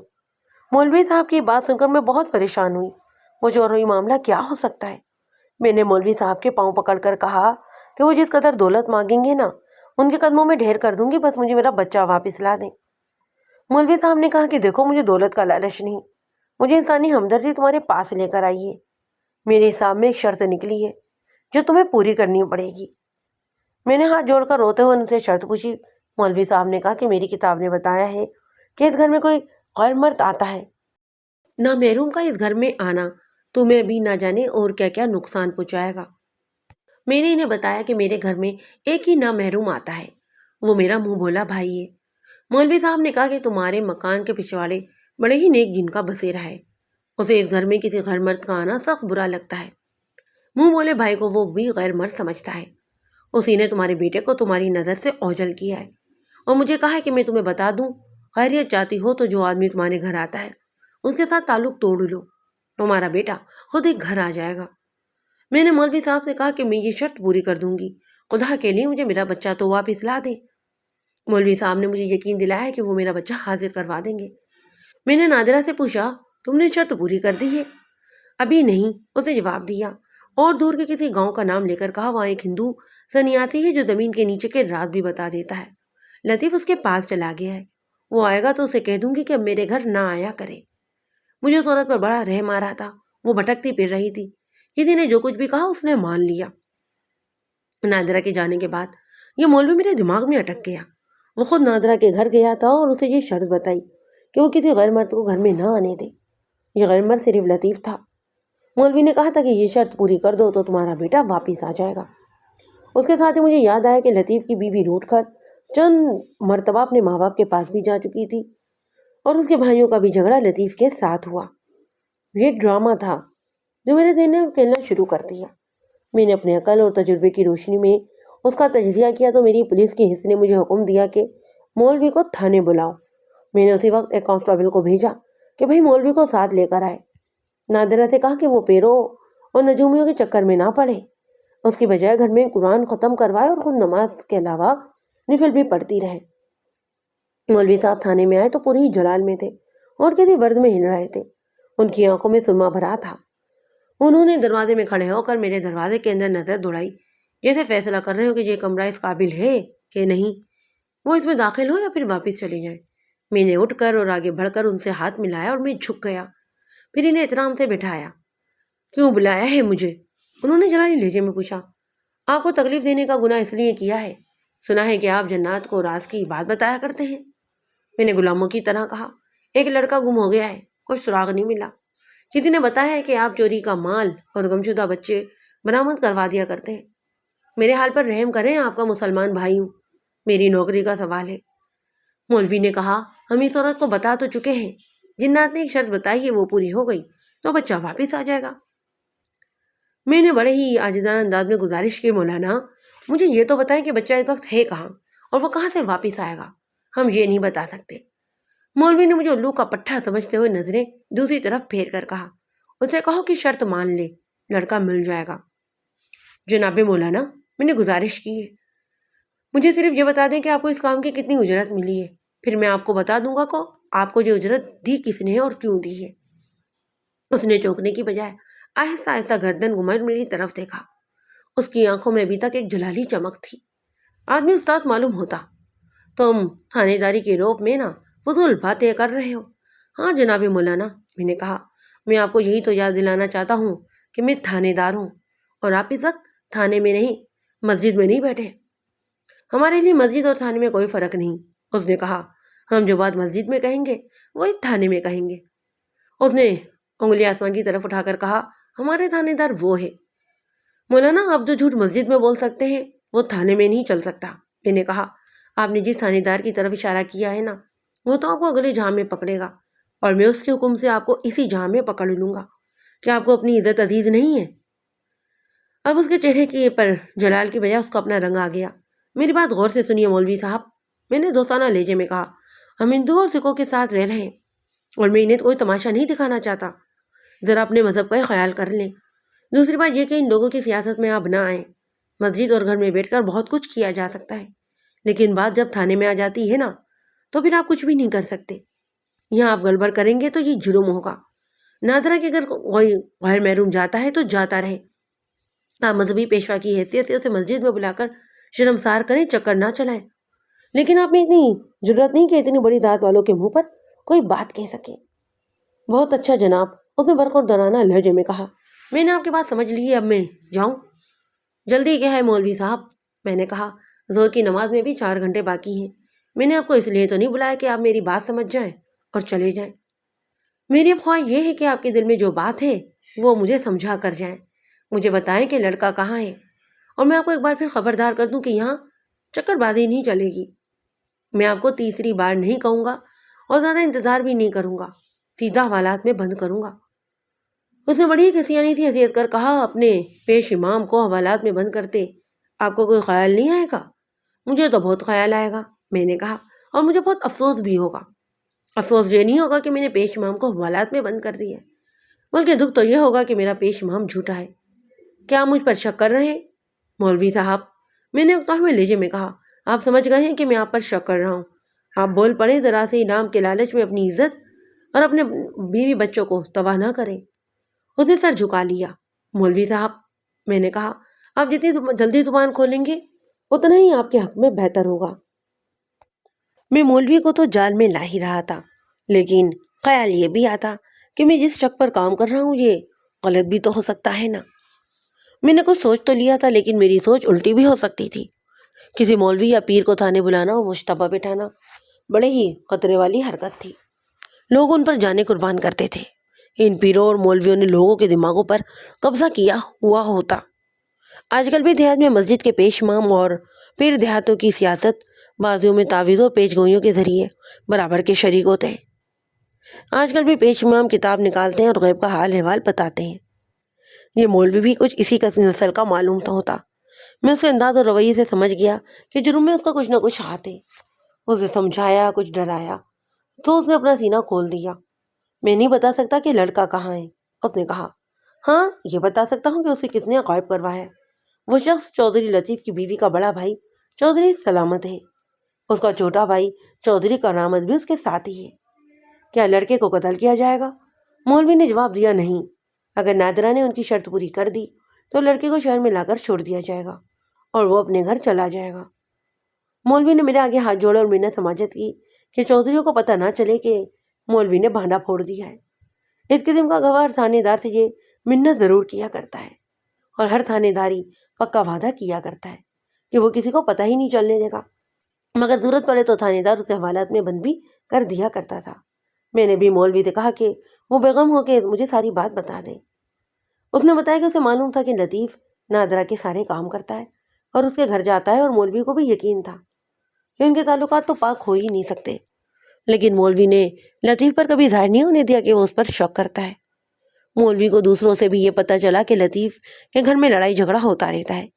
اس کا اپنی بیوی کے بھائیوں سلامت اور کرامت کے ساتھ جھگڑا ہو چکا ہے۔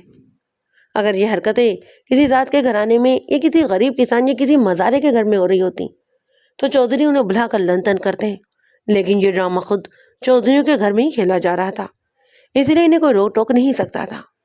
ایک روز چودھری سلامت مولوی سے ملا اور اسے کہا کہ وہ ایک کام کروانا چاہتا ہے، لیکن کسی کو پتہ نہ چلے۔ مولوی کو معلوم تھا کہ چودھریوں کا کام کرنے کا کتنا زیادہ انعام ہوتا ہے۔ اس نے سلامت سے وعدہ کیا کہ وہ اس کا یہ کام پوشیدہ رکھے گا۔ سلامت نے کام بتایا کہ ایک لڑکا لاپتہ ہو جائے گا، اور مولوی لڑکے کی ماں کو بتایا کہ لڑکے کو ایک جن نے غائب کیا ہے۔ اگر ماں ایک شرط مان لے تو جن لڑکا واپس کر دے گا۔ مولوی کچھ گھبرایا۔ اس نے کہا کہ وہ کام کر دے گا، لیکن اس میں قتل اور خون خرابہ نہیں ہونا چاہیے، اور لڑکی کی ماں سے ایسی شرط منوائی جائے جو بہت بڑا جرم ہو۔ दरअसल मौलवी डर गया था कि ये कोई खतरनाक वारदात हुई तो वो भी रगड़ा जाएगा। चौधरी सलामत ने उसे बताया कि खतरे वाली तो कोई बात ही नहीं, लड़का सही सलामत रहेगा और उसकी माँ से एक जायज़ शर्त मनवाई जाएगी। मौलवी ने भी उसे वादा किया कि काम बताए वो कर देगा। सलामत ने उसे कहा कि वो रुपयों से उसकी जेब भरेगा और कपड़ों के 2 जोड़े भी देगा। सलामत रात को आने का कहकर चला गया। इशा की नमाज के बाद वो दोनों ही भाई सलामत और करामत मौलवी के पास गए। उसे ये काम बताया कि नादरा का बेटा 3 दिनों में लापता हो जाएगा। 2 रोज बाद मौलवी नादरा के घर जाएगा और उसे बताएगा कि उसके घर में एक जिन का बसेरा है और इस जिन को ये बात नहीं पसंद कि कोई नामहरम उसके घर में आए। अगर नादरा अपने बेटे की खैरियत चाहती है तो किसी गैर मर्द को घर में ना आने दे, ना ही बाहर उसके साथ ताल्लुकात रखे। उनका इशारा लतीफ़ की तरफ था। उन्होंने मौलवी से कहा कि वो नादरा को लड़का वापस मिलने की ये शर्त बताए कि वो लतीफ़ के साथ ताल्लुक तोड़ ले। तीनों ने ही सोचो विचार और बेसो मुबासा करके प्लानिंग तैयार की। अगवा में तो मौलवी का कोई हाथ ही नहीं था। बहरहाल वो आनत जुर्म का मुजरिम था। सलामत और करामत ने बेबा इनाम का वादा किया और धमकी ये भी दी कि मौलवी ने अगर धोखा दिया ना और वो काम ना कर सका या उसने अगर रात फाश कर दिया तो उसे जिंदा नहीं छोड़ा जाएगा। प्लानिंग बड़ी अच्छी थी। जिन और भूत प्रेत को आज भी लोग मानते हैं और खैर वो ज़माना तो था ही पसे मांदगी का। स्कीम की यकीनी कामयाबी थी। मौलवी को सलामत और करामत ने 25 रुपये बैच की दिए। आज के हिसाब से ये रकम कोई पेश 300 रुपये बनती है। बाकी इनाम काम कर देने के बाद दिया जाना था। हम मजबूर लोग हैं मलिक साहब, मौलवी ने बेबसी के लहजे में कहा। इनाम का लालच तो खैर होता ही है। ज़्यादा डर ये भी होता है कि अगर हम इन लोगों के मुताबिक ना चलें तो खाएंगे कहाँ से और रहेंगे कहाँ पर। इनकी मर्जी के मुताबिक तैयार हो गया मैं। चौथे रोज चौधरी सलामत मेरे पास आया और उसने कहा कि मैं अब नादरा के घर जाऊं और उसे वो बात कहूं। मुझे पता चल चुका था कि नादरा का बेटा लापता हो गया है। मौलवी नादरा के घर हमदर्द बन कर गया और उसे वही बात कही जो नादरा ने मुझे बताई थी। नादरा पर उसका वही असर हुआ जो ये लोग पैदा करना चाहते थे। लेकिन लतीफ़ गांव में नहीं था। नादरा उसके साथ ताल्लुकात तोड़ने का फैसला कर चुकी थी। इन लोगों ने लतीफ़ और नादरा का ताल्लुक तोड़ने का बड़ा ही अच्छा तरीका इख्तियार किया। मैंने मौलवी से कहा कि उसे ये बयान मजिस्ट्रेट के सामने देना पड़ेगा। वो घबरा गया। मैंने उसे गलत तौर पर तसल्ली दी कि मजिस्ट्रेट को बयान देने से वो महफूज हो जाएगा वरना उसे हवालात में बंद कर दिया जाएगा। मुख्तसर तौर पर यह कि मौलवी ने अपने आप को मेरे रहमो करम पर फेंक दिया था और वो नदी में तिनके की तरह बह रहा था। वो मजिस्ट्रेट को बयान देने पर आमादा हो गया। मैंने उसे अपनी हवालात में बंद ना किया, थाने में ही बैठाए रखा। वो मुलजिम था। ऐसा ही से कहा कि वो चौधरी सलामत और उसके छोटे भाई करामत को गिरफ्तार करके ले आए। थोड़ी देर बाद थाने के आते के बाहर लोगों का हजूम इकट्ठा हो गया। ये कोई मामूली केस नहीं था। चौधरियों का बेटा लापता हो गया था तो चौधरी ही पकड़े गए। लोगों को यह भी पता चल गया कि एक मोहल्ले की मस्जिद का पेश इमाम भी थाने में बुलाया गया है। चौधरी सलामत और करामत थाने में लाए गए तो मैं बरामदे में ही खड़ा था।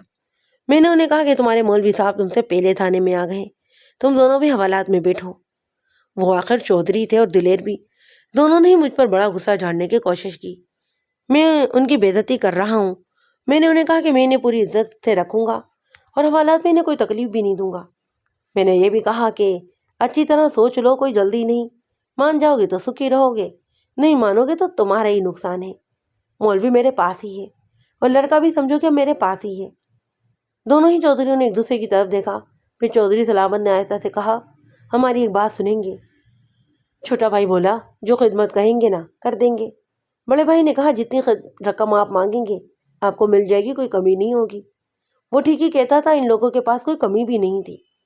अगर मैं इशारा करता तो वो मेरे जिस्म के वजन जितने रुपए मेरे आगे ढेर कर देते, लेकिन मैंने इशारा ऐसा को किया और उसने इन दोनों को हवालात में बंद कर दिया।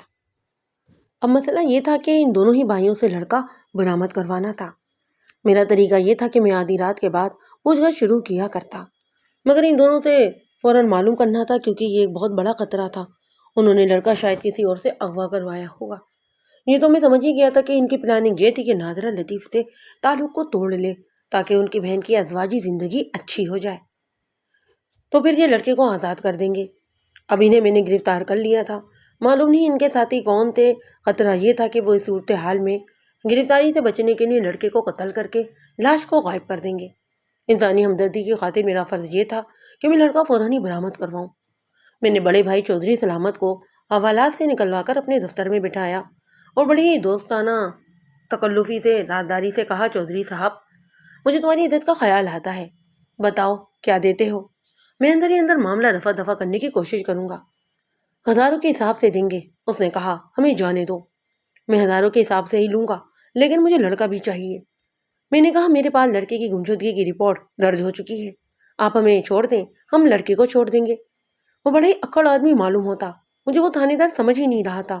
مجھے پہلے لڑکا چاہیے، میں نے کہا، رات کو ہی صحیح، کسی کو پتہ نہیں چلے گا، رات کے اندھیرے میں لڑکا میرے پاس آ جائے اور تم اپنے بال بچوں کے پاس چلی جانا، لین دین اسی وقت ہو جائے گا۔ لین دین اس وقت ہوگا جب ہم اپنے گھر چلے جائیں گے، اس نے کہا۔ ہم دونوں ہی بھائی کوئی بیان نہیں دیں گے، لڑکا بھی ہم نہیں دیں گے، وہ خود گھر پہنچ جائے گا، آپ منہ سے بولے کیا لیں گے؟ چودھری، میں نے اسے کہا، میرے ساتھ ضد نہ کرو، میں تمہیں سزا سے بچا رہا ہوں، خدا کی قسم رگڑے سے جاؤ گے۔ لڑکا تو میں برآمد کروا ہی لوں گا، لیکن سن لو چودھری، اگر لڑکے کے جسم پر نہ ذرا سی بھی خراش ہوئی تو میں تم دونوں بھائیوں کو عمر قید دلواؤں گا۔ معلوم ہوتا ہے کہ نادرا اپنا جادو یہاں بھی چلا گئی ہے۔ سلامت نے مسکراتے ہوئے طنزیہ کہا، سونے چاندی میں نلا دوں گا ملک صاحب، اتنی دولت آپ نے بھلا کہاں دیکھی ہوگی۔ مجھے احساس ہو گیا کہ یہ شخص بہت ہی دلیر اور پکا ہے، ویسے نہیں مانے گا، پولیس کے پاس کچھ اپنے طریقے اور اصول بھی ہوتے ہیں۔ میں نے چودھری سلامت کو ایک کانسٹیبل کی حراست میں تھانے کے پیچھے ہی بھیج دیا اور اس کے چھوٹے بھائی کرامت کو دفتر میں بلایا۔ وہ تو بڑے بھائی سے بھی زیادہ پکا اور ڈھیٹ نکلا۔ میں نے اسے کہا تھا کہ اس کے بڑے بھائی نے ساری بات مجھے سنا دی ہے، کچھ باتیں تم سے پوچھنی ہے، آپ ساری باتیں اسی سے پوچھیں، اس نے کہا۔ میں نے اس کے ساتھ وہ بات طے کر لی۔ میں نے کہا، سمجھو کہ سودا ہو گیا ہے، لڑکا تمہارا بھائی لائے گا اور تم دونوں گھر چلے جاؤ گے۔ کون سا لڑکا؟ اس نے مجھے پریشان کر دیا۔ میں نے اسے باتوں میں اپنے قبضے میں لینے کی کوشش کی، دوستانہ طریقہ بھی اختیار کیا، لیکن وہ تو پتھر ہی بنا رہا۔ تھانے دار صاحب، اس نے تنزیہ لہجے میں کہا، اس مولوی کے تو سمجھو بچے یتیم ہو گئے، جیتی تھانے میں یا کچہری میں قتل ہو جائے گا۔ یہ بھی سن لو کہ لڑکا ہم نے غائب کیا ہے، ماں کو زندہ مل جائے گا، لیکن شرط یہ ہے کہ چودھری لطیف کے ساتھ وہ تعلق توڑ لے۔ مجھے غصہ تو بہت آیا، لیکن اپنے آپ کو ٹھنڈا رکھنا میرے لیے بہتر تھا۔ میں نے کرامت کو ہتھکڑیاں لگوا کر کانسٹیبلوں کی بارک میں بٹھا دیا اور سلامت کو حوالات میں بند کروایا۔ میں ان دونوں کو اکٹھا رکھنے میں نقصان سمجھ رہا تھا، یہ تو ان سے معلوم کرنا ہی تھا کہ لڑکا ہے کہاں۔ میرے پاس اس کا طریقہ موجود تھا جو ان کے لیے اچھا نہیں تھا، یہ طریقہ استعمال کرنے سے گریز کیا کرتا، لیکن یہ دونوں ہی اغوا کے پکے مجرم تھے، مشتبہ نہیں تھے۔ انہیں اس طریقے کی چکی میں پیسنے کا مجھے اب کوئی افسوس بھی نہیں تھا۔ اس شام خدا نے میری بہت مدد کی۔ واقعہ ایسے ہو گیا جسے محض اتفاق کہا کرتے ہیں۔ خدا نے اس ماں کی بھی فریاد سن لی تھی۔ سورج غروب ہو چکا تھا۔ میں نے عیسائی سے کہہ دیا تھا کہ سلامت اور کرامت کو نہ کھانے کے لیے کچھ دے اور نہ ہی پینے کے لیے پانی، اور جب یہ دونوں ہی گہری نیند سو جائیں تو انہیں کمرے میں لے جانا۔ میں اپنے گھر جانے لگا تھا۔ تھانے کے احاطے میں 2 گھوڑے اندر داخل ہوئے۔ اندھیرا بھی زیادہ گہرا نہیں تھا۔ ایک گھوڑے پر 2 سوار تھے۔ میں جاتے جاتے رک گیا۔ وہ قریب آئے تو دیکھا کہ دونوں ہی سوار زخمی تھے اور ان کے کپڑے بھی خون سے لال تھے۔ ان کے ساتھ 14-15 سال کی عمر کا ایک بڑا ہی خوبصورت سا لڑکا تھا۔ وہ تینوں ہی گھوڑوں سے اتر کر آگے آئے تو ایک کو میں نے پہچان لیا، وہ تو نادرا کا خاوند تھا۔ اس نے بتایا کہ یہ اس کا گمشدہ بیٹا حنیف، اور اس کے ساتھ جو آدمی تھا وہ نادر کا بھائی نعمت علی عرف علیہ بدماش تھا۔ میری تفتیش ختم ہو گئی۔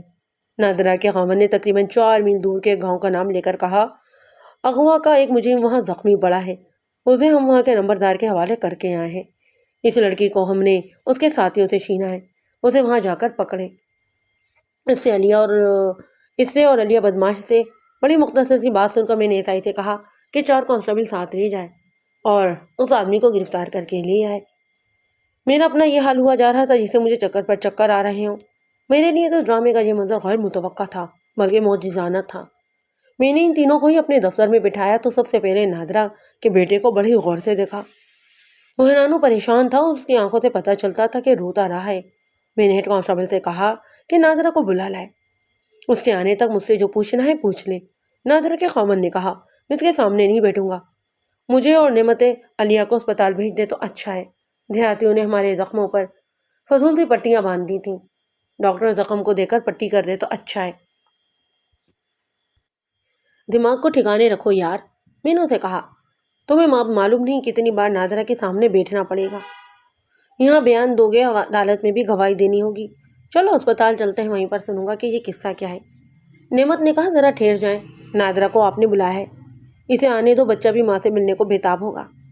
14-15 साल की उम्र का लड़का बच्चा बन गया और रोकर बोला, मुझे अम्मी के पास जाने दो। उसका बाप तो चुप रहा। नेमत ने उसे बाजुओं में लेकर उसका सर चुमा और उसे कहा कि अम्मी आ रही हैं। उसकी अम्मी तो इस तरह आई जैसे उड़कर आई हो। हेड कांस्टेबल ने मुझे बताया कि नादरा के दरवाजे पर दस्तक दी तो नादरा बाहर आई। हेड कांस्टेबल ने उसे कहा कि तुम्हारा बेटा थाने में आ गया। उसने हेड कांस्टेबल को धक्का दिया और दरवाजे को खुला छोड़कर बहुत तेज दौड़ पड़ी। हेड कांस्टेबल अभी वहीं खड़ा था। नादरा उसकी नज़रों से ओझल हो गई। थाने में भी दौड़ती हुई दाखिल हुई। मेरे कमरे में वो तूफान की तरह आई। रुककर उसने अपने बेटे को देखा, फिर चील की तरह झपटकर उसने अपने बेटे को दबोच लिया। उसने अपने बेटे को यूं पागलों की तरह रह लेकर चूमा जैसे उसे चाट लेना चाहती हो। कुछ देर बाद उसने बच्चे को छोड़कर पहले मुझे, फिर अपने भाई और फिर खावंद को देखा। जैसे उसे पता चला हो कि इस कमरे में कोई और भी है। इन दोनों के कपड़े खून से लाल देखकर उसके चेहरे का रंग बदल गया और उसने मेरी तरफ देखा। मैंने कहा, ये दोनों ही तुम्हारे बच्चे को खुद जख्मी होकर लाए हैं। अब उसने अपने खावंद और भाई को देखा तो उसके चेहरे का तासुर कुछ और था। उसके खावंद ने सर झुका लिया। अल्लाह का शुक्र अदा करो बहन, नेमत ने कहा, यह मौजिज़ा हुआ है। नादरा ने मेरी तरफ देखा और बोली, ये इन दोनों का अपना खून है, खून के रिश्ते कहाँ टूटते हैं। हनीफ को मैं भी घर जाने की इजाज़त नहीं दे सकता था।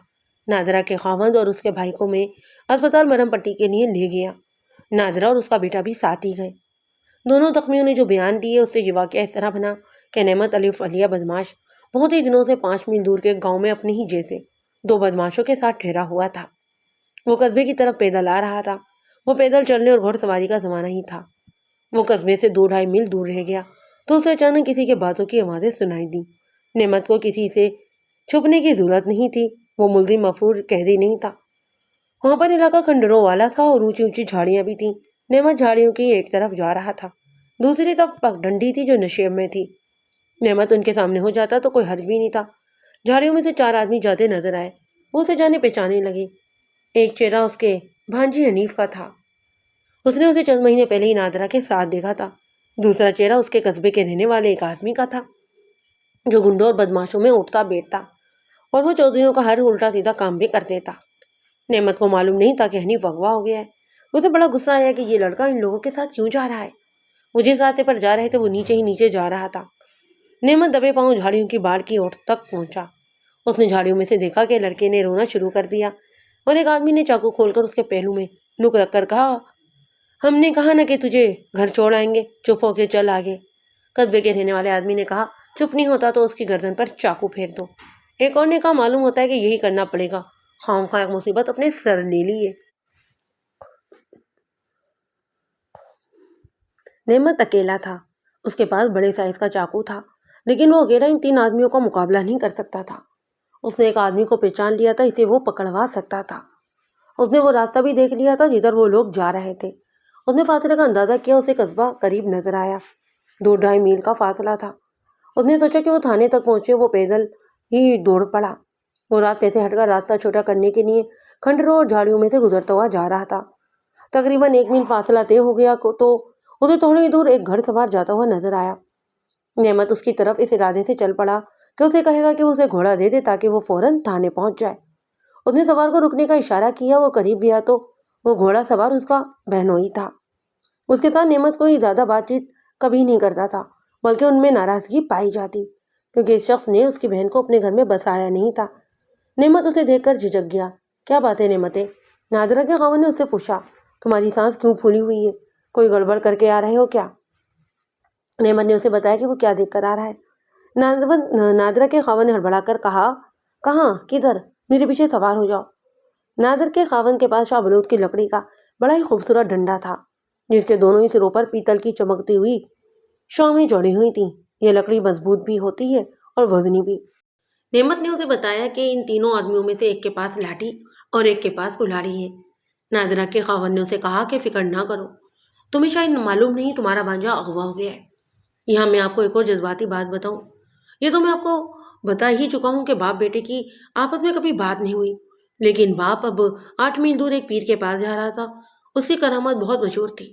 کہتے تھے کہ کوئی عورت یا آدمی یا بچہ لاپتہ ہو جائے تو یہ پیر بتا دیتا ہے کہ کہاں پر ہے، زندہ ہے یا مر گیا ہے۔ میں نے بھی اس پیر کی بہت سی باتیں سنی تھی۔ باپ اپنے جذبات کا مارا اپنے بیٹے کے متعلق پوچھنے جا رہا تھا کہ ہے کہاں، لیکن اللہ کی ذات نے اسے راستے میں ہی بیٹے کا سراغ دے دیا۔ انہوں نے اپنا گھوڑا دوڑایا۔ لڑکے کو ساتھ لے جانے والے جن راستے پر وہ جا رہے تھے وہ کوئی 1 میل آگے جا کر ایک برساتی نالے میں اتر گیا۔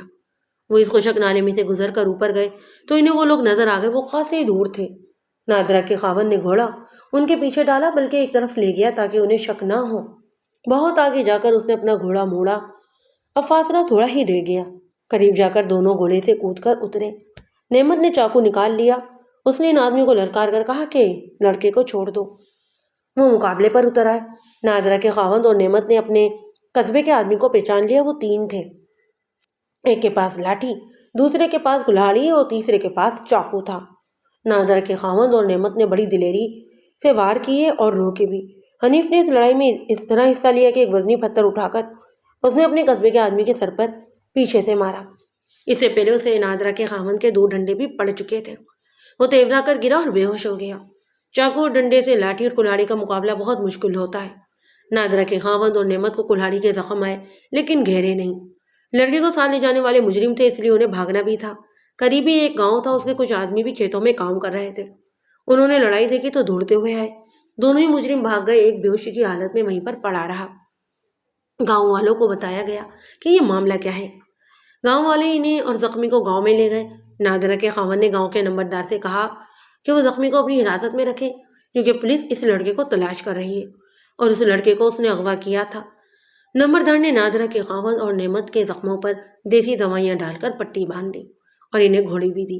اس طرح یہ دونوں ہی حنیف کو ساتھ لے کر تھانے تک پہنچے تھے۔ اسپتال میں ان کی مرہم پٹی ہو گئی۔ ڈاکٹر نے زخموں کی تفصیلات لکھ لی کیونکہ اسے گواہی بھی دینی تھی۔ میں نے دیکھا کہ وہ مرہم پٹی کروا کے نکلے تو نادرہ نے اپنے خاوند کے بازو پر ہاتھ رکھ کر پوچھا تھا، زخم زیادہ گہرا تو نہیں؟ اور اس کے ساتھ ہی اس کے آنسو بہنے لگے۔ بیوی نے 17 سال بعد اپنے خاوند کے ساتھ یہ بات کی تھی۔ حنیف نے اپنے اغوا کی کہانی یوں سنائی کہ اسکول سے چھٹی کا دن تھا، وہ گھر سے کھیلنے کے لیے نکلا۔ اسے اپنا کوئی دوست نظر نہیں آیا۔ وہ گلی میں اس جگہ جا کھڑا ہوا جہاں وہ گلی ملتی تھی، جو کھیتوں کی طرف چلی جاتی۔ چودھری سلامت اس گلی میں آتا دکھائی دیا۔ وہ اس آدمی کے گھر کے سامنے رک گیا جو اب گلی میں زخمی پڑا تھا۔ اس کا نام قادر تھا۔ چودھری سلامت قادر کے گھر میں چلا گیا اور فوراً باہر گیا۔ اس نے مسکراتے حنیف کے سسر کو اشارے سے بلایا۔ حنیف اس کے پاس چلا گیا۔ چودھری سلامت نے اس کے سر پر ہاتھ پھیرا اور پوچھا کہ وہ یہاں کیوں کھڑا ہے۔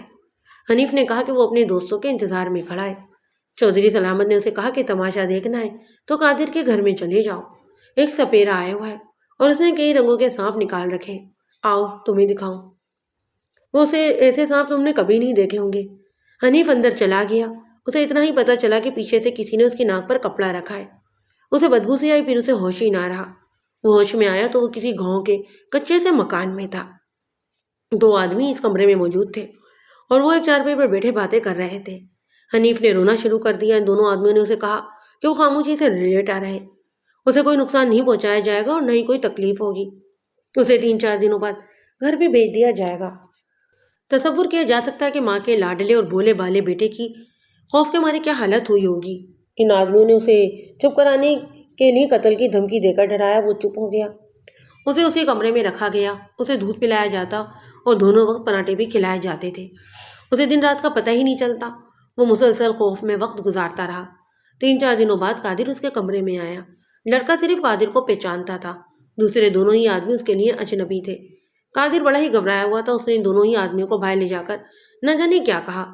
اندر آ کر اس نے حنیف کو ساتھ لیا اور باہر نکل گئے۔ حنیف نے دیکھا کہ یہ مکان گاؤں کے باہر تھا۔ وہ گاؤں کا نام نہیں جانتا تھا۔ راستے میں حنیف روتا تو یہ آدمی اسے قتل کی دھمکی دے کر چپ کروا دیتے۔ پھر اچانک ہی حنیف کا باپ اور ماموں نعمت وہاں پر پہنچ گئے۔ ایسا ہی قادر کو پکڑ کر لے آیا۔ اسے بھی اسپتال جا کر مرہم پٹی کروائی گئی۔ تھانے لا کر میں نے اسے کہا کہ فوراً اقبالی جرم کر لے، ورنہ اسے سزا میں ذرا سی بھی رعایت نہیں دی جائے گی۔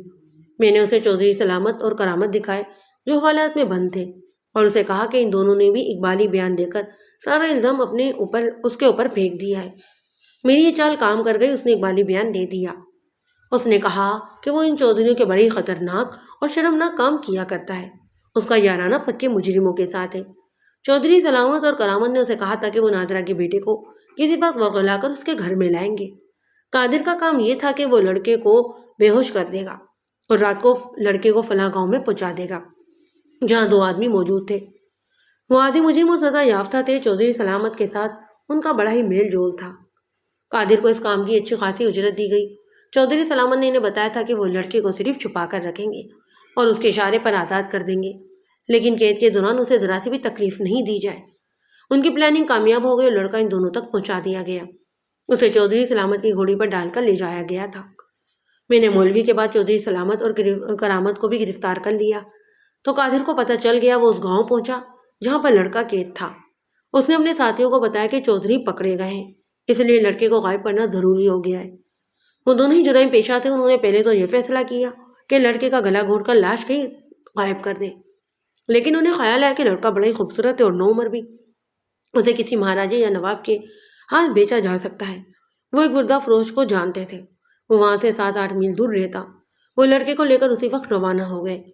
قادر اس لالچ سے چل پڑا کہ لڑکے کی قیمت میں سے حصہ وصول کر لے گا، مگر لڑکے کے باپ اور ماموں نے ان کی پلاننگ کامیاب ہی نہ ہونے دی۔ میں نے قادر سے ان دونوں کے نام اور ٹھکانے معلوم کیے۔ ان کی گرفتاری کوئی مشکل کام تو تھا نہیں۔ میں نے ساتھ والے علاقے کے تھانے دار کو پیغام بھیج دیا۔ 2 روز بعد دونوں ہی ہتھکڑیوں میں بندھے ہوئے آ گئے۔ حنیف نے انہیں پہچان لیا۔ میں نے 4 ملزم قادر، 2 جرائم پیشہ اور مولوی چودھری سلامت اور کرامت کے سامنے کھڑے کر دیے اور انہیں کہا کہ وہ اقبالی بیان دیں گے یا نہیں۔ دونوں نے انکار کر دیا۔ ملک صاحب، چودھری سلامت نے مجھے کہا، ہم نے اپنی بہن کی خاطر یہ کام کروایا تھا۔ اپنے بھائی لطیف اور نادرہ کا تعلق ہم توڑ دینا چاہتے تھے، لیکن کامیابی نہ ہوئی۔ ہم دونوں بھائی کوئی بیان نہیں دیں گے۔ ہمارا جرم آپ ثابت کر دو۔ جرم ثابت کرنے میں مجھے بہت ہی محنت کرنی پڑی۔ شہادت کی بعض کڑیاں کافی کمزور تھیں، انہیں بڑی مشکل سے مضبوط کیا۔ خانہ پوری کی جو کسر رہ گئی تھی وہ سرکاری وکیل کی قابلیت نے پوری کر دی۔ دونوں ہی بھائیوں کو 4 سال، مولوی کو 2 سال، قادر کو 5 سال اور اس کے دونوں ہی ساتھیوں کو 7 سال کی سزائے قید ہوئی تھی۔ اس کیس کا سب سے زیادہ خوشگوار پہلو یہ تھا کہ نادرہ اپنے خاوند کے پاس چلی گئی، پھر اسے اور اس کی ماں کو جو بڑھاپے کی وجہ سے نابینا ہو گئی تھی اپنے گھر لے کر آ گئی۔